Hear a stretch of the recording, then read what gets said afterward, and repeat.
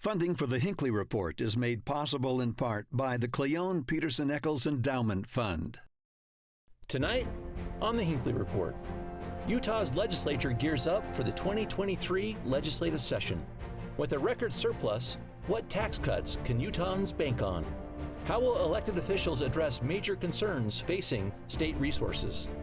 And which controversial issues will lawmakers tackle this year?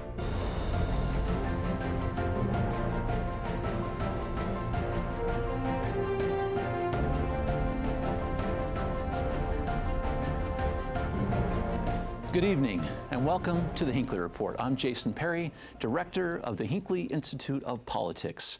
Covering the week, we have Doug Wilks, Executive Editor of the Deseret News, Holly Richardson, Editor of UtahPolicy.com, and Chris Bleak, Partner with RRJ Consulting. So glad to have you all with us. I want to start talking about the legislative session. It starts on Tuesday. 45 days. Our legislature has a lot in store for us. And we've got a little bit of a preview this year, Doug, of what the big ticket items are they might be thinking about, at least those categories. Talk about those pillars as we know them now. Well, there really are pillars this year, and both constituents and I think lawmakers agree on them. First and foremost, top of mind is water. Certainly, can we save the Great Salt Lake? And the legislature has done things last year, put quite a bit of money into that, and that will continue, as well as, water for across the state. Secondly, you have education. You also have a tremendous surplus, more than $3 billion. So tax cuts are going to come as well. And then finally, housing. And what can a legislature do with housing? Well, that speaks to infrastructure.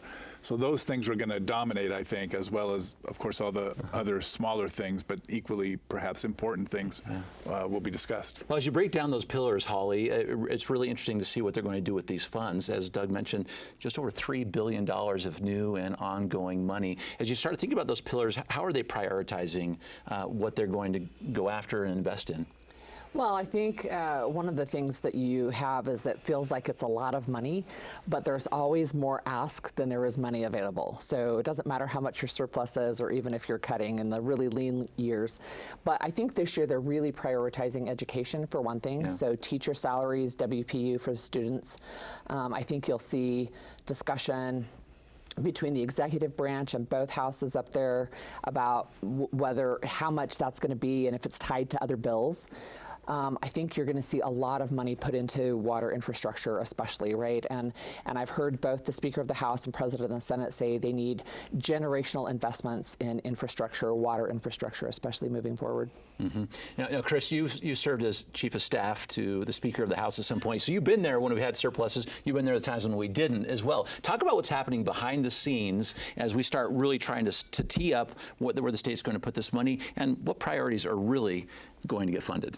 Yeah, I think one of the things that's important now, both the President and the Speaker have a really great relationship, and I think that includes the Governor as well. There's been a lot of conversations already going on, laying out big blocks where they intend to spend money. You saw an executive appropriations meeting back in December highlighting where some of these blocks of money would go. And so it starts to refine the conversation about where are we going to focus this. Maybe the particulars and what exactly gets funded changes, but we know already that there are some big places that they're going. And I think one of the other things, these themes, these pillars we talked about, the President I heard talking this week about making sure that we maintain a strong middle class here in the state of Utah. And I think these priorities, as Doug talked about, not only are they important at the legislative level, they're important with the citizens. There seems to be a confluence there between the interests and needs of those two groups together. So it's an interesting point, Doug, this kind of disappearance of the middle class is what some are talking about in the legislature. The President of the Senate certainly has talked about that. It gets to inflation, it gets to housing and other issues here, and it leads to what some legislators are really calling for, and the Governor as well, is a tax cut. Talk about what is sort of on the table now and the reason why we're going that direction. Well, the Governor even yesterday on Thursday at the Economic Summit talked about returning $1 billion to taxpayers. Speaker Wilson kind of tapped the brakes on that a little bit and says, yeah, we'll need to see, but clearly there's motivation to return money in various ways to taxpayers. One is lowering the income tax, which is, what is it, $485 to $475? To $4.75, yeah. Which is one proposal, but there are other incentives as well that could go there. Chris, how much impact does that have historically? Because usually when we have surpluses, the legislature talks about, let's give it back. At what point does that really start to have some kind of substantial impact to the issues you've just been talking about? I think where the impact is, because people will make the argument that it's X number of dollars back, right? Like it's $100 back, or it's X number, which may not feel that large. But at the state level, where you look at it from a global perspective, moving that money back to the citizenry, that builds up over time, and it's important. And there's arguments on both sides as to why they should or shouldn't do that. But I think the legislature feels like we should not be taking in this amount of money. We do need to return it to the citizens and let that be spent there, as long as they feel like they're meeting their infrastructure and other governmental needs. And I think the state of Utah has done a good job of balancing those two things, making sure that they're meeting the needs, making sure that the infrastructure is growing. Those things can happen while also returning money to the citizenry. Holly, you mentioned a big ticket item is really public education. Talk about some of the proposals on the table, because it may go a couple directions this session that are going to get people pretty interested. Yeah, sure. So one of the big proposals is sending money back to parents to use as they see fit for educational needs for their students. So some people are calling those vouchers. Some people are saying, please don't use that word. It's a bad word. But really what this proposal would do, and Candace Perucci, Representative Perucci is running this bill again, is it would give $8,000 to families to use, whether for homeschooling or private school. But it would be like an HSA or health savings account where you have to show that you actually used it for educational expenses. This is not just a bonus. But that's one of the big proposals on the table, and it's pretty controversial. So. Yeah, so it's called Utah Fits All is the name of this bill from Candace Perucci. Chris, you have some pretty serious history with this issue, going back at least to 2007, as I recall, with then Senator Steve Urquhart. Yeah, and there have been a lot. I think there have been a lot of changes substantially in terms of how people view this issue. Holly referred to as an HSA, which, a scholarship. I think that's a great idea.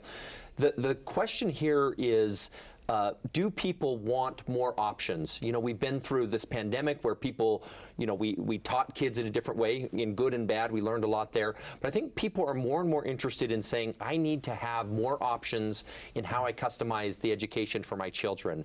And so that's where this could really start to attract a number of people that wasn't there necessarily in 2007, that could be a change from what we saw back then. Yeah, Doug, talk about what that change might be. For those people who watched this closely, from back in 2007, a bill passed, Senator Urquhart's bill passed, and there was a referendum from the voters that got rid of that particular bill. Have things changed enough, and to what degree, that there might be a chance this year that we are there with our legislature? Well, I think the biggest change is coming through COVID. You see the value of education. You see some students really feel far, far behind. So I think the main question when you look at whether you're going to give money to, per student to each family to use for education, will it have the intended impact of helping students and educate students? Are there unintended consequences? For example, if you do that, will people withdraw from the public school system, and then will those public schools say we need more money, or will they improve and it becomes a competitive environment that lifts all boats, if you will? So really, the unintended consequences and will it achieve the desired outcome are the two main questions for me. And Doug raises an interesting question that you're seeing a little bit of tension around. How should we judge whether this program, this scholarship, is working? There have been those that have called for some type of assessment to make sure that students are learning and making the growth that they need to make. And that's irritating some within the homeschooling community on the far right, saying, I don't want government more involved in how I'm choosing to educate my child, stay out of it. And so I think you're going to see some tension around that issue that could impact the vote, and how they manage that could make the difference between passage and not passage. Back in 2007, as you mentioned, it passed in the House 38-37. There were no votes to spare. I suspect that they're within those margins again, and so every little policy issue could impact who votes for it and who votes against it. Holly, talk about how this is going to impact public education. There was this idea that was just referenced to, that maybe this puts competition into the mix, and so it elevates everyone. I think one of the issues that you might see is that this bill be tied to the teacher raises. And I think teachers do not like being used as political footballs. During the pandemic, at the beginning of the pandemic, remember, there was lots of stuff on social media, pay teachers $1 million a year. They're doing this heavy lifting of transitioning immediately to online learning. And then by the end of the mask mandates and everything, people are like, teachers suck, man. So you've got this mix of being used as a political football, and how is that going to impact morale? How is that going to impact, I think, to the buildings? We know that there are some school districts who have lost enough students through aging out of their neighborhoods that schools are having to close down in Salt Lake City School District, for example. So, there's always those issues of how does this actually play out in the real world? There is motivation to give teachers more money, don't you think? Well, yeah. In some capacity, with this much surplus, to not give teachers more money, I think would be yes, a very but bad I think message. they're trying to tie it to this bill that's a little less palatable so that it can get through. Yeah. So, Chris, talk about what's happening right there, because we heard even well before the session started, when the governor put out his budget, the question was asked: you want more money for teachers in terms of an outright salary increase? And immediately people started talking about whether or not we would trade this Utah Fits All which a voucher for teacher compensation increases. Yeah, I think it's part of the legislative process, so I don't have any issue there, and I think that's an appropriate discussion to have. I guess the real insider question is, how closely will they tie those two issues together? And what I mean by that is, will they actually be in the same bill? If they're in the same bill and we go to a referendum again, assuming they don't get the vote thresholds they need, then you're voting, then the public is voting saying, do I want to give a $5,000 raise to my teacher? Is that enough for the $8,000 for the scholarship? So then that question becomes even more interesting. If they don't tie it as directly, there's different factors that go into that. But I suspect that they will look at combining that and at least having that conversation. We'll see where they get it ultimately on that. Before we leave that, Chris, will you please explain those voting margins and why that is so significant, and maybe why legislators do pay attention to the percentage of their colleagues that do vote for a bill? Yeah, absolutely. The voucher referendum has cast a long shadow on Utah politics for a long time because of that. And in order to do a referendum, if you can avoid a referendum, I should say, if you get 50 votes in the House and 20 votes in the Senate. If you fall below those margins, then the public has the choice of going to get the signatures, doing a referendum, and allowing the public to vote up or down on that bill. And so that is casting a shadow. We saw it on the tax issue from a couple years ago. We saw that in redistricting. And so I suspect that it's front and center in their discussions right now. It's interesting they do pay attention to that. Go ahead, Doug. No, I'm good. Okay, so let's talk about just one companion to this as well, is when you have record amounts of money, it's what pot the money is in as well. And so we're having some discussions with our legislature right now about that earmark where income tax is tied to education funding, whether or not they should address that particular fact, and sales tax, of course, tied to the general fund, about whether or not that mix should be addressed again this year. Well, this goes back several years where there's a very real change in society, which that people are buying so much online that the tax structure was such that you need to be in a brick and mortar store, you put your money down, sales tax is taken, and off you go. They haven't quite solved that online, even as they've tried to make changes to tax that. So that there's an imbalance there. So how do you get that back? Well, if income tax is the only bucket and it's all tied to education, is there not a way to adjust that and even out so that money can be spent across platforms without hurting education? Mm-hmm. Well, watch this one. We had a little adjustment there, even something we had a chance to vote on recently as the public. Holly, let's get into a couple of these other key issues, the big bills. Sure. Give us a couple you're watching. I have a couple I want to ask you about, but any big bills you see coming that we really should talk about? I think some of the bills that are already controversial have to do with transgender athletes and students. I think that we'll see bills right out of the gate that will prohibit both surgery and puberty blockers being given to minors. I think that we're going to see bills on abortion. We already have them coming at that issue from multiple directions, right? So we have legislators who are Democrats who are running abortion bills. We have legislators on the right who are running abortion bills. And so we'll see those being discussed. I think some of the bills that I'm following actually are less of the big issue bills, and that includes Medicaid expansion for women who are pregnant and on Medicaid, but also women who are postpartum, so after they've had their baby. Right now, Medicaid only covers for 60 days, and what Rosemary Lesser would like to do, who is a retired OBGYN, is to expand it to a year. We know that you can have postpartum depression, for example, diagnosed within the first 12 months after the baby's birthday.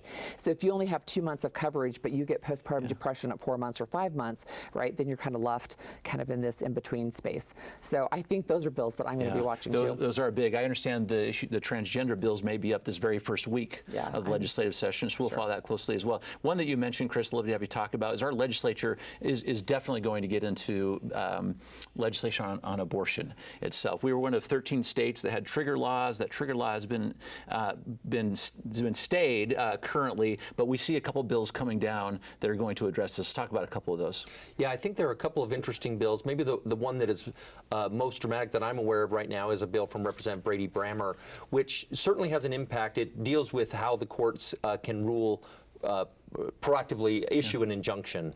And this goes beyond just there are injunctions filed all the time. And so I think this is an interesting, probably legal discussion that attorneys are excited about in terms of how should courts, what should be the standard for determining that there is an injunction filed. Because currently the trigger law is enjoined. And so that's one way that Representative Brammer is going to go about it. I think the other discussion that's gone on there is, are the terms clear enough in terms of this? One of the things the state has done is they have allowed the exemptions, that often are talked about around abortion, and the state wants to make sure that those are in place, but needing to clarify some of those in terms of how that's dealt with going forward. Representative Ray Ward, a physician who's working on those definitions. Can I talk about one of these for a second? This injunction idea, Doug. If we can just explore that a little bit, because you might not think it's exactly on the abortion bill that it's getting to, but this is changing the rules of civil procedure. So right now it's saying retroactively. So it would, as Chris was saying, to take care of the particular stay, that courts could not grant an injunction, and this would be the new standard, unless the case has a substantial likelihood of success. That would be the standard they would have to use to issue an injunction. Well, one reason for injunction is to give people time to have the appropriate investigation, debate, and so things can't just knee-jerk happen and then you're dealing with consequences. It's a time to take a pause. You look at, is this really what we want to do? And a judge's, the judiciary has typically made that decision, weighing, how effective will it be? So, well, is it likely to pass or not? That's pretty tough on, at 10 at night when they're looking for an injunction to stop something from going forward. So it'll be interesting to see whether that law change happens. I don't know that I've seen enough to say, yes, let's change, because I think I'm always looking for unintended consequences, and I think there could be many with that. Yeah, very interesting. Watch that closely. So we have some other interesting bills. I want to ask you about a couple, Chris, but is there a big one that you're watching? Well, I think the most important debate is around the state flag, and I only say that somewhat tongue-in-cheek, but this has been a great process, a public process to involve people to choose a new state flag, and that will be front and center, a lot of discussion. But I think Holly made an interesting point. There are a number of bills and issues that are dealt with that are important or will have an impact that people aren't paying attention to. Sometimes the press won't pay attention to in the same way. One that comes to mind is there's been a lot of conversation this year about blockchain technology and how cryptocurrency is used and how blockchain is used to certify documents. And so I think we're going to see some discussions around that, some bills passed that could be really impactful as you think down the road. And maybe the other important issue that I'm always interested in is workforce. What's going on in the workforce? Are we making sure that we're preparing our universities, our students, so that they can be prepared for the jobs of the future? And that's something that Senator Milner and a number of other folks, Representative Peterson, have always been very interested in. And I think we'll see a lot of discussion around workforce again and how we can prepare our students going forward. Very good. Anything else you're watching you'd like to bring up, Doug? Well, it's really the principle. I mean, it's less important to me, the specific bill, is how we're talking about it. I mean, as you talk about transgender issues, you are dealing with people. And one of the difficulties in going through a legislative process is people who are going to be impacted or affected by that say, even the conversation hurts me or it shows me something. So you have to discuss it, but I think there needs to be real sensitivity on the lawmaker front. Have we heard from the voices we need to hear from? Can we keep the vitriol out of the discussion? And can we allow the medical profession to do its job? Can we allow the legal profession to do its job? So really keeping it at an above board thing, I think if that could become a Utah way, that would be really terrific. Yeah, absolutely right. Let me talk about a couple of things, the new dynamics of our legislature. So, Chris, we have new legislators. We have 16 new legislators in the House, 4 in the Senate. When Senator Karen Maine, maybe talk about that for a minute, because we're going to lose Senator Karen Maine is going to step down. Yeah, and I think everyone is sad by that. Senator Maine is a real just pillar on Capitol Hill, and somebody that will miss greatly. And I know the Senate president has talked about that, missing somebody that he feels like he can deal with. But Karen was a great champion for labor, for the individual, and I think that will be missed. It's fascinating to me, since the election, we've already had 2 legislators step down, Senator Karen Maine and Representative Adam Robertson. And it's a reminder that things change quickly up there. And so we're going to see new people already, people that are going to come in here in the next day or 2 that are going to have to get up to speed and get ready for this next year. So that dynamic is always significant, particularly in the House.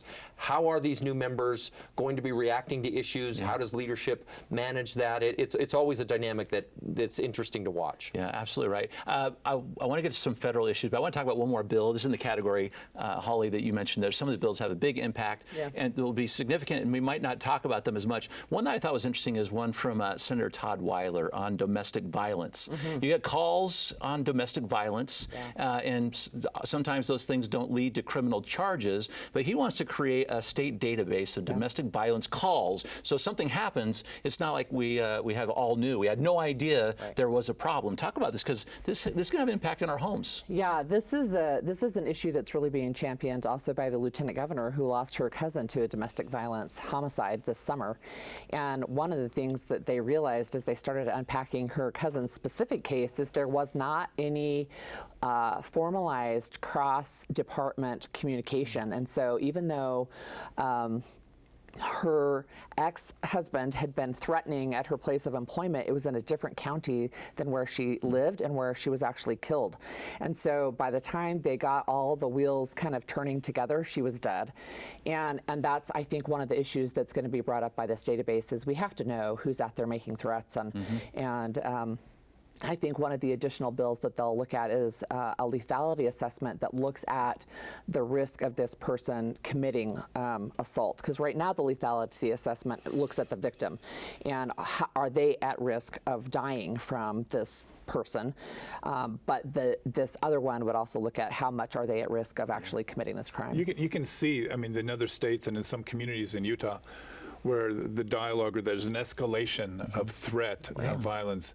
And if law enforcement knows that, if we can get the word out, not to everyone about that, then you can prevent things before they happen. And of course, this weekend they're burying a family in Enoch that suffered this. Exactly right. Now, whether this would have prevented that, it's likely not. But because they do have a semblance of this in that community. But this was on the radar even before that horrible event. And it's probably time for this to happen. It seems like that's absolutely right. Let's just end with some federal issues. It's interesting. Chris, we have a new Speaker of the House. The Republicans have control of the House in Washington, D.C., but at what cost? Talk about that for a moment. Yeah, I think it was certainly interesting to watch. I stayed up and watched the last votes and was fascinated at how that process played out. I've seen that here in the state play out in kind of a mini level.